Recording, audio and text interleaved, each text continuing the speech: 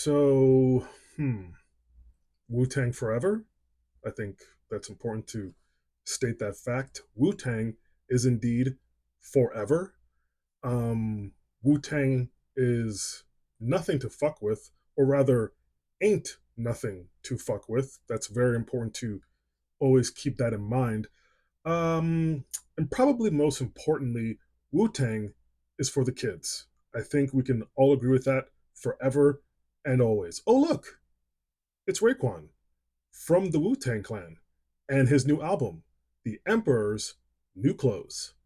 So I might have said this in the past, but out of all these solo projects from the members of the Wu-Tang Clan, my personal favorite is Fish Scale from Ghostface Killah. And I think a close second is Raekwon's Only Built for Cuban Links, and probably third would be Liquid Swords by GZA.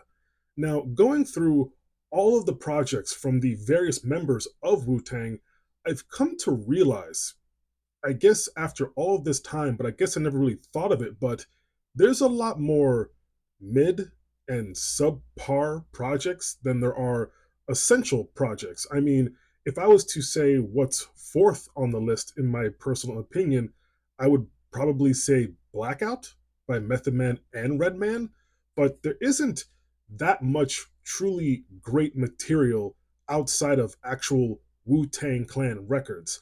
And this new record from Raekwon is fine. It's a good album with some good production, but for some reason, I've listened to this from beginning to end four times, and it's just in one ear, out the other. It just kind of washes over me. And it actually reminds me a lot of that Exhibit record that came out a couple months ago, which I also reviewed, which was also fine. But I haven't listened to that record since I reviewed it, and I think the same thing is going to happen with this album. And another thing that I've come to realize is that I feel like I don't really enjoy listening to Raekwon rap over beats that are not produced by RZA, or at least someone who's trying to sound like RZA, because a lot of the beats on this record to me sound very mid 2000s, again, similar to that Exhibit record that came out a couple months ago. And listening to him, Ghostface, Method Man, rapping over some of these beats just don't hit as hard as I would like for them to hit, which is unfortunate considering that these guys are responsible for a lot of hip hop that means a great deal to me.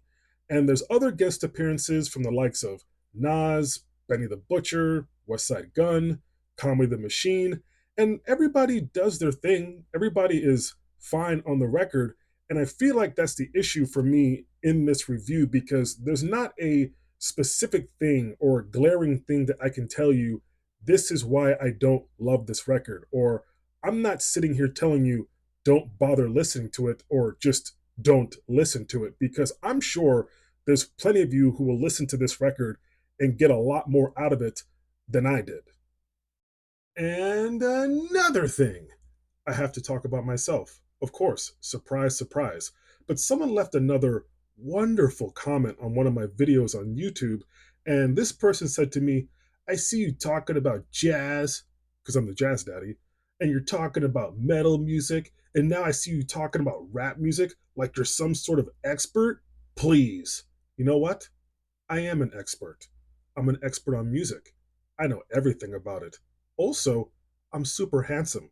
Have you noticed? And yes, I think I'm the funniest person on the face of the planet. I know everything and everyone, including your mom.